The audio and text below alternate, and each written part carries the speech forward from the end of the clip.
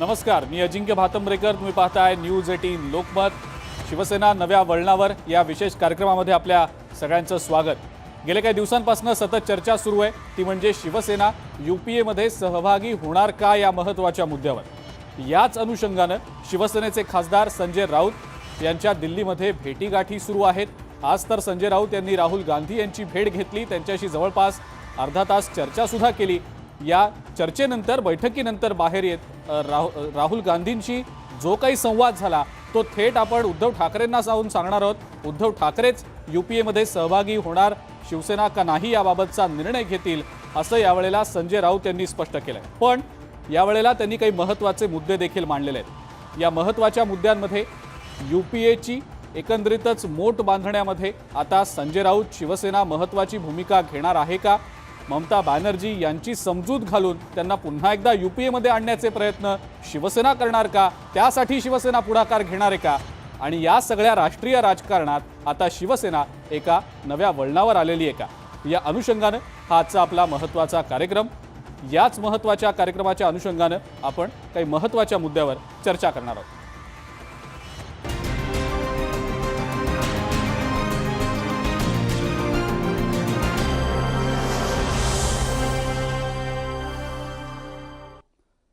शिवसेना आता नव्या वळणावर आहे का? राष्ट्रीय राजकारणात शिवसेनेची भूमिका आता आणखी महत्त्वाची ठरणार आहे का? याच महत्त्वाच्या मुद्द्यावर बोलण्यासाठी दोन मान्यवर आपल्या सोबत आहेत. शिवराय कुलकर्णी आहेत आपल्या सोबत, भाजपचे प्रवक्ते, आणि सोबतच किशोर तिवारी आहेत, शिवसेना समर्थक नेते. दोघांचेही मी या चर्चेमध्ये स्वागत करतो. सर्वात आधी किशोरजी आपल्याकडे येतो. शिवसेना नव्या वळणावर हा आजचा आमचा विषय आहे आणि यूपीएमध्ये आता शिवसेना सहभागी होणार का नाही हे येत्या काही दिवसात आपल्याला कळू शकणार आहे, कारण संजय राऊत यांचं नवी दिल्लीमध्ये भेटीगाठींचं सत्र सुरू आहे. शिवसेना राष्ट्रीय राजकारणात काही महत्त्वाची भूमिका बजावणार का अशी चर्चा सध्या सुरू आहे. आपल्याला नेमकं काय वाटतं? नाही, ज्या दिवशी शिवसेना भाजपला सोडून काँग्रेस सोबत गेली तर महाराष्ट्रात मिनी यूपीए निर्माणच झालं. महाराष्ट्रातील दोन्ही यूपीएचे मोठे घटक म्हणजे काँग्रेस आणि राष्ट्रवादी यांच्यासमोर आम्ही सरकार करत आहोत. मिनिमम कॉमन प्रोग्रामवर सरकारही चालू आहे. मात्र ज्या दिवशी उद्धव ठाकरेंनी हा निर्णय घेतला की गैर भाजप पक्षाबरोबर जायचं आणि भाजपची युती तोडायची, त्याच दिवशीच उद्धव ठाकरे यांचं राष्ट्रीय परपेक्ष मध्ये स्थान थोडस उंचावलं आहे. आता एक बघा की याच्यावर खूप वाद झाला की ममता बॅनर्जी यूपीए कुठे आहे त्या दिवशी म्हणाल्या. तर त्या दिवशी मला तुम्ही बोलावलं, मी स्पष्ट म्हटलं होतं तुम्हाला की 5 राज्यात काँग्रेसचं सरकार आहे आणि काँग्रेस हा मास बेस पार्टी आहे आणि ही मास बेस पार्टी आहे. आता दुसरा तुमचा मुद्दा होता की शिवसेनेची भूमिका प्रमुख राहणार आहे का? तर मला असं वाटते की उद्धव ठाकरे यांची प्रतिमा मागील 2 वर्षात जशी उभारून आली आहे, तर मला असं वाटते की भाजपला चिंतेचाच विषय आहे की त्यांचा हिंदुत्ववाला एकमेव पक्ष होता जो त्यांच्यापासून दूर गेला. मात्र ज्या रीतीने उद्धवजींनी काँग्रेस आणि राष्ट्रवादी बरोबर सरकार चालवलं, तर असं मला वाटते की राष्ट्रीय पर्याय देण्यामध्ये उद्धवजीची भूमिका प्रमुख राहील. कारण गैर यूपीए जे पक्ष आहेत अजंक, त्यांच्याकडे आता 185 खासदार आहेत आणि युपीएचे त्याच्यापेक्षा कमी आहे. मी लोकसभेचं बोलतो तर युपीएचे कमी आहे. तर युपीएचा संदर्भ आणि गैर भाजप वाल्यांना आता त्यांच्याकडे 298 आहे खासदार. 20-25 खासदाराचाच फरक आहे की जे युपीए नॉन युपीए परंतु भाजपच्या विरोधात आहे. तर अशा वेळेस मोठ बांधणी जर चांगली झाली तर त्यांचा 40चा गठ्ठा तर महाराष्ट्रातच तुटेल आणि युपीचे काय निकाल येतात त्याच्यावर आहे. मात्र येणाऱ्या भविष्यात उद्धव ठाकरे यांची राष्ट्रीय भूमिका भाजपला अडचणीची होईल असं मला वाटते. बर, शिवराय कुलकर्णी यांची प्रतिक्रिया या संदर्भातली जाणून घेऊया. शिवरायजी, काय वाटतं? यूपीएची मजबूती करण्यासाठी, बळकटीकरण करण्यासाठी शिवसेना कुठेतरी आता समोर येताना दिसतीये. राष्ट्रवादी काँग्रेस यूपीएमध्ये आहेच, मात्र येत्या 5 राज्यांच्या निवडणुकांच्या अनुषंगानं जर समजा शिवसेनेनं हा निर्णय घेतला यूपीएमध्ये जाण्याचा, तर कदाचित भाजपला अडचणीचं होऊ शकेल का? आपल्याला नेमकं काय वाटतं? एक तर पहिली गोष्ट की आता माझे मित्र किशोर तिवारी म्हणाले की भारतीय जनता पार्टीसाठी चिंतेचा विषय आहे. तर मी सगळ्यात पहिले स्पष्ट करू इच्छितो की आमच्यासाठी हा अजिबात चिंतेचा विषय नाही. अजिबातच चिंतेचा विषय नाही. यासाठी चिंतेचा विषय नाही की शिवसेना ही नेहमी आपल्याला अनुकूल आणि आपल्या स्वार्थासाठी अनुकूल असं धोरण स्वीकारणारी पार्टी आहे. बर आणि त्याचं अत्यंत ज्वलंत उदाहरण आपण यावेळच्या सत्तेच्या काळामध्ये बघितलेलं आहे. हा शिवसेना नेहमी म्हणजे पहिले मराठी माणसासाठी लढत होती, मग हिंदुत्वाचं वातावरण देशभर तयार झालं राम जन्मभूमी आंदोलनाच्या दरम्यान, तर त्यांनी हिंदुत्व स्वीकारलं आणि आज त्यांना वडिलांना दिलेलं वचन पूर्ण करायचं होतं म्हणून त्यांनी एका मिनिटामध्ये हिंदुत्वाला तिलांजली दिली आणि सत्तेच्या साठी शिवसेना ही काँग्रेस आणि राष्ट्रवादी सोबत जाऊन बसली. त्याच्यामुळे अगदी खरं बोलले किशोर तिवारी की मिनी युपीए त्यांचा फॉर्म झालाय. त्यांना पर्याय काय आहे? त्यांना काहीही पर्याय नाही. बर त्यांची जी क्षमता आहे, त्यांनी त्यांचं जे सरकारच्या पद्धतीने चालू आहे त्याच्यातून जी त्यांची प्रतिमा उभी झालेली आहे की Rome was burning and Nero was fiddling ही जी म्हण आपण म्हणतो, त्याप्रमाणे महाराष्ट्र सगळ्या संकटामध्ये असताना हे आपल्या घरामध्ये बसून फेसबुक लाईव्ह करणारे मुख्यमंत्री, त्यांची प्रतिमा देशाला कळून चुकलेली आहे. त्याच्यामुळे भविष्याच्या काळामध्ये आणि महाराष्ट्राच्या बाहेर हे जे तुम्ही ठीक आहे किंवा खूप मोठं उभं केलं जातं चित्र की राष्ट्रीय राजकारणात महत्वाची भूमिका बजावणार वगैरे वगैरे, तर एकूण अन्य प्रांतांमध्ये त्यांच्या सीट्स उभ्या झाल्यानंतर त्यांना नोटापेक्षा कमी मतं असतात. हे आपण सगळ्या राज्यांमध्ये बघितलेलं आहे, एखाद दुसरा अपवाद वगळता. पण ओव्हरऑल नोटाला त्यांच्यापेक्षा मोठं स्थान देशभर असतं. त्याच्यामुळे त्यांची राष्ट्रीय राजकारणातली इमेज काय आहे आणि राष्ट्रीय राजकारणात त्यांना किती स्थान आहे हे सगळ्या राजकीय निरीक्षकांना आणि जनतेलाही माहिती आहे. भारतीय जनता पक्ष महाराष्ट्रात क्रमांक 1चा पक्ष आहे. नाही, तुमच्या याच मुद्द्यांवर किशोर तिवारींना काहीतरी उत्तर द्यायचंय. किशोरजी बोला. नाही हे बघा, शिवराय कुलकर्णी माझे मित्र आहेत, मात्र जेव्हापासून आम्ही युपीए म्हणजे युपीएच्या जवळ गेलो किंवा काँग्रेस राष्ट्रवादीच्या जवळ गेलो आणि भाजपची आम्ही फारकत घेतली, तेव्हापासून सगळे भाजपचे प्रवक्ते हीच गोष्ट बोलतात की यांनी हिंदुत्व सोडलं किंवा वसुली किंवा शिवसेना किंवा सोनिया सेना. आता जनतेच्या दरबारात आम्ही हे सगळं घेऊन जातो तर जनता आम्हाला मतदान करत आहे. मात्र एक मी सांगतो तुम्हाला, महाराष्ट्रात फक्त काँग्रेसचा एक खासदार आहे आणि राष्ट्रवादीचे फार कमी आहे, ते सोबत लढण्यावर. परंतु असं असते की महाराष्ट्रामध्ये हे बघा, हरियाणा पक्षात जनता दल होतं आणि हरियाणा मधून राष्ट्रीय पर्याय काँग्रेसला मिळाला होता. तर रिजनल पार्टीज फार स्ट्रॉंग झाल्या आहेत. त्यांना तुम्ही टाळता येत नाही. TRS घ्या, नंतर YRS रेड्डी घ्या, DMK घ्या, वर बिजू जनता दल आहे. मी सगळ्यांना. पण किशोरजी, ममता बॅनर्जींना सुद्धा सोबत घ्यावं लागेल ना. त्या तर म्हणतायत युपीए कुठे दिसतच नाही. मग या अनुषंगानं शिवसेना ममता बॅनर्जींसोबत आधी भेट झाली शिवसेनेच्या नेत्यांची, आता राहुल गांधींसोबत भेट होतीये. काँग्रेसची एक भूमिका आहे, शिवसेनेचं हिंदुत्व, आपण म्हणालात हिंदुत्वाचा उल्लेख केलात. मग हे शिवसेनेसाठी थोडंसं अडचणीचं असेल असं वाटत नाही? हे बघा, मी शिवराय कुलकर्णीला आत्ताही बोलतो की युपी मध्ये जर समाजवादी पक्षाकडे आलं तर महाराष्ट्र हा एक पक्ष राहील की जे तुम्हाला 40 NDAचे खासदार देणारा होता, 44. तर असं याच्यात असताना तुम्ही भाजपला अंडर इस्टिमेट, शिवसेनेला अंडर इस्टिमेट करून भाजप जर अशी अहंकाराची भाषा बोलत असेल तर मला वाटते ही सत्य परिस्थिती नाहीये.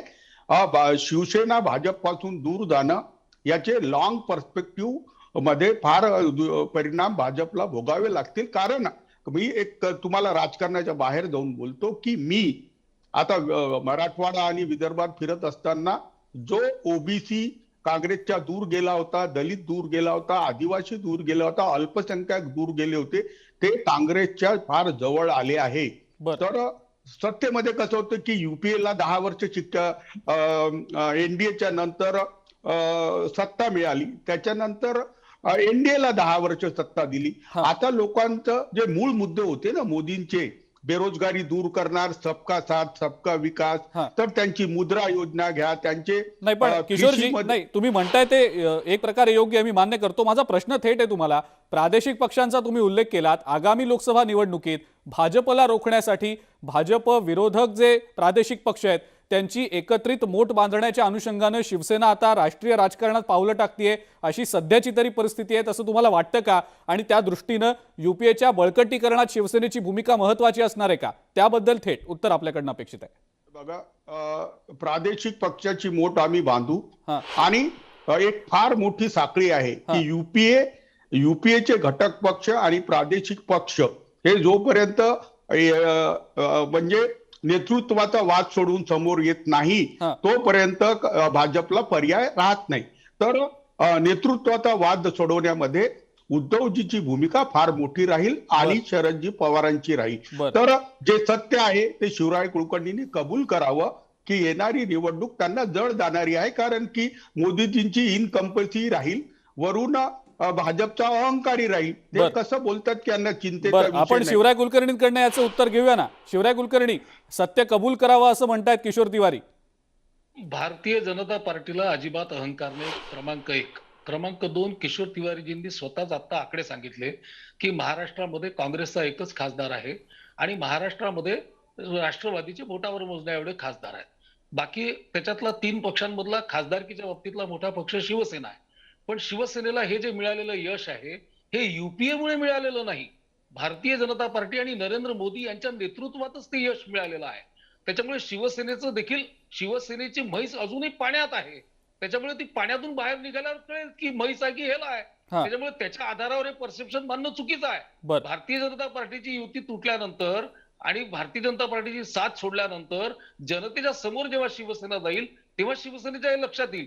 त्याच्यामुळे आता इमले किती मनोरे रचवायचे आहेत ते रचवावे, किती मनाचे इमले रचवायचे आहेत ते किशोर तिवारींना माझी हरकत नाही, त्यांनी रचावे. त्यांनी खूप मोठं विश्लेषण त्यांच्या नेतृत्वाचं करावं. पण वस्तुस्थिती काय आहे? वस्तुस्थिती आज शिवसेनेचं जे काही यश आहे ते विधानसभेतलं यश असो की लोकसभेतलं यश असो, ते मोदीजींना, देवेंद्र फडणवीसांना आणि अमित भाई शाह आणि भाजपचं जे शीर्षस्थ नेतृत्व आहे त्यांचं नेतृत्व पोस्टरवर लावून मिळालेलं यश आहे. ही वस्तुस्थिती त्यांनी विसरून चालणार नाही. त्यामुळे याच्यात भाजपचा अहंकार असण्याचा काय प्रश्न आहे? भारतीय जनता पक्ष महाराष्ट्रातला क्रमांक 1 चा पक्ष आहे, हे खोटं आहे का? नाही. भारतीय जनता पार्टी देशातला क्रमांक 1 चा पक्ष आहे, हे खोटं आहे का? नाही. राहिला अँटी इन्कम्बन्सीचा विषय, तर आता जे काही सर्वे सगळे होत आहेत त्या सर्वेक्षणांमध्ये कुठेही मोदीजी मागे नाहीत, त्यांच्या लोकप्रियतेमध्ये घट नाही. आणि दुसरी गोष्ट की शिवसेनेला जे राहुल गांधींमध्ये उज्ज्वल भविष्य काळ दिसतोय, खरं म्हणजे खूप आश्चर्य आहे की शिवसेना प्रमुखांचे जर सगळे वक्तव्य जर आपण काढले तर त्या राहुल गांधींमध्ये उज्ज्वल भविष्य काळ कसा काय दिसू शकतो सेनेच्या विद्यमान नेतृत्वाला, त्याबद्दल म्हणजे सगळ्या शिवसैनिकांच्या मनामध्ये कदाचित ती बोच असेल. नाही, आपण त्याचंही उत्तर घेऊया ना. तुम्ही समजून घेतली पाहिजे. पण मला याच्यात सगळ्यात महत्वाचा मुद्दा हा मांडायचा आहे की राहुल गांधी हे जे सगळे युपीए ज्याला म्हणतायत आणि ज्यांची मोठ उद्धव ठाकरे बनणार आहेत, यांच्यापैकी कोणीच का नाही म्हणत की मोदींना पर्याय राहुल गांधी आहे म्हणून? पहिलं संजय राऊतांनी, उद्धव ठाकरेंनी हे स्टेटमेंट दिलं पाहिजे की मोदींना या देशात सशक्त पर्याय राहुल गांधी आहे. हे कोणीही म्हणत नाही. उद्धव ठाकरे जर पंतप्रधान, उद्या शिवसेनेचा पंतप्रधान होणार, या भावनेने जर सेना जाणार असेल तर युपीए उभी होणार आहे का? या सगळ्या प्रश्नांची उत्तरे किशोरजी आपल्याला द्यावी लागणार. बिलकुल, आपण घेऊया ना लगेच, त्यांचं मत जाणून घेऊच या. आपण फार सोपी आहे. शिवरायजी, आपण जे प्रश्न विचारले त्याची उत्तरं घेऊया ना. किशोरजी, अनेक प्रश्न विचारले शिवराय कुलकर्णींनी आणि थेट प्रश्न आहेत, याची उत्तरं द्यावी लागतील. नाही, हे काय करतात ते जुने ऑडिओ आणतात, जुने स्टेटमेंट आणतात. तो बघा, 2002 ची राजकीय परिस्थिती, 2021 ची राजकीय परिस्थिती ही सगळी बदललेली असते आणि राजकीय वक्तव्य ही जी असतात ती राजकीय परिस्थितीला धरून असतात. तर एखाद्या वक्तव्याला वारंवार ओढून म्हणायचं तर आमच्या हिंदुत्वावर यांनी खूप प्रत्येक वेळी ऑब्जेक्शन घेतात. परंतु हिंदुत्व कोणाचं खरं याची एक टेस्ट होणार आहे. दुसरी टेस्ट शिवसेनेला सोडून भाजप किती ताकदीद आहे हे बघा. 2014च्या नंतर तुम्ही भाजपनी शिवसेनेला नाही एकटं नाही, सोडलं किशोर तिवारी शिवराय कुलकर्णींनी जे प्रश्न विचारले ते युपीएचं नेतृत्व नेमकं कोण करणार, ते नेतृत्व राहुल गांधी करणार का? जर राहुल गांधी करणार नसतील तर मग शिवसेनेकडून उद्धव ठाकरे करणार का? ममता बॅनर्जी देखील मोर्चे बांधणी करतायत असं एकंदरित परिस्थिती बघून म्हणता येऊ शकेल. दुसरीकडे शरद पवार देखील एक मोठे नेते, दिग्गज नेते आहेत. तर मग काय नेमकं त्याबद्दल ठरवता येऊ शकेल? त्याबद्दलचा निर्णय देखील होणं गरजेचं आहे ना. पंतप्रधान मोदींसमोर एक चेहरा असणं गरजेचं आहे. तो चेहरा नेमका कोण असेल युपीएचा हे देखील ठरवणं गरजेचं आहे. मग त्यासाठी शिवसेना काही भूमिका घेणार आहे का? नाही, आमचं पहिलं उद्देश जो राहील की भाजपला जो सत्तेचा अहंकार आलाय आणि त्यांना कोणी हातच लावू शकत नाही असं वाटतंय, तर ते समीकरण जर बदललं तर बघा, तुम्हा आरजेडी घ्या किंवा समाजवादी पक्ष घ्या, यांनी तर ममता बॅनर्जी यांना आपला नेता मानलेला आहे. एक मी महत्वाचं सांगतो की ज्या पक्षाचे खासदार जास्त असतात त्या पक्षाचं नेतृत्व पर्यायी सरकार देताना मानावं लागतं. तर येणाऱ्या दिवसात तुम्हाला असं दिसेल की नेतृत्वाच्या याच्यावर पर्यायी सरकार भाजपला यायला अडचणी होत असतील असं नाहीये. मात्र मी इतकं शिवराय कुलकर्णीला ऐकलं, मात्र एकदाही त्यांच्या चेहऱ्यावर हे वाईट वाटत नाही त्यांना की हिंदुत्व असणारा त्यांचा मोठा भाऊ त्यांच्यापासून दूर गेला आणि दूरही गेला तर काँग्रेस जवळ जाऊन यांना पर्याय देण्याच्या गोष्टी करतो. तर त्याचं आत्मचिंतन हे केव्हा करणार मला माहित नाही. आणि दररोज स्टेटमेंट देतात बरं अजिंक्य, असे स्टेटमेंट देतात की संबंध जास्त खराब होत चालले आहे. तर त्याच्यातही शिवराय कुलकर्णी नाही आहे, पण 2-4 मुंबईकर आहेत की त्यांना काय वाटते माहित नाही. मात्र यांनी जो मुद्दा उपस्थित केला तर मुंबईच्या 2022च्या निवडणुकीत हा प्रश्नही मार्गी लागेल. कोण कुणाच्या कोबड्या घेऊन चालतो, कुणाच्या कोबड्या घेऊन. बर, शेवटची कमेंट शिवराय कुलकर्णी आपली. माझ्याकडे वेळ थोडा कमी आहे, थोडक्यात आपलं उत्तर अपेक्षित आहे. ते असं म्हणतायत की ज्या गोष्टी घडणार आहेत ते येत्या दिवसात कळेलच, पण आत्ताच त्याबद्दल बोलणं थोडंसं धाडसाचं होईल. बरोबर आहे ना किशोरजी? मोदीजींच्या विरोधात लढताना जागोजागीचे सगळे क्षत्रप जमा करून, जागोजागीचे योद्धे जमा करून ते सगळेजण आपापसात सगळेजण लढतील आणि लढल्यानंतर मग मोदीजींच्या विरोधातला कुठला तरी जास्त खासदार असलेला सशक्त पर्याय निवडला जाईल.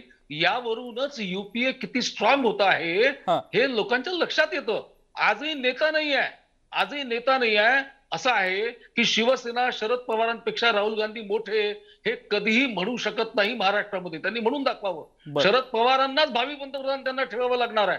आणि हे जेव्हा ठेवायचं असेल तेव्हा राहुल गांधी, सोनिया गांधी यांच्या भूमिका काय असतात या काही या देशाच्या इतिहासाने पाहिलेल्या आहेत. त्याच्यामुळे दिवा स्वप्न घेऊन चाललेले आहेत. फक्त मोदी द्वेषापोटी आणि आपल्या अपयशाचं खापर केंद्रावर फोडण्यासाठी कुठला तरी नवा मार्ग शोधला पाहिजे. आणि मग आज आमची युपीएची जवळीक आहे, काल आम्ही ममताजींना भेटलो. हे सगळे जे फंडे आहेत हे फंडे आपलं अपयश लपवण्यासाठी आहे.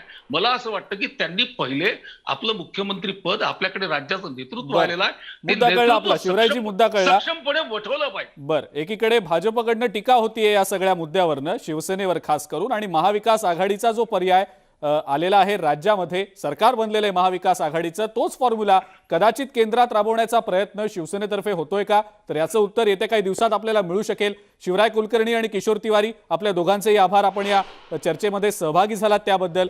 मात्र सध्याच्या ज्या राजकीय घडामोडी घडताना दिसत आहेत त्या अनुषंगानं शिवसेना राष्ट्रीय राजकारणात एका नव्या वळणावर आली आहे, हे मात्र मान्य करावंच लागेल. राजकीय विश्लेषकांचं देखील तसंच मत आहे. येत्या काळात शिवसेना युपीएमध्ये सहभागी होते का नाही होत या अनुषंगानं उद्धव ठाकरे नेमका काय निर्णय घेतात हे पाहणं महत्त्वाचं ठरणार आहे. ताज्या बातम्या आणि महत्त्वाच्या अपडेटसाठी बघत राहा फक्त न्यूज 18 लोकमत.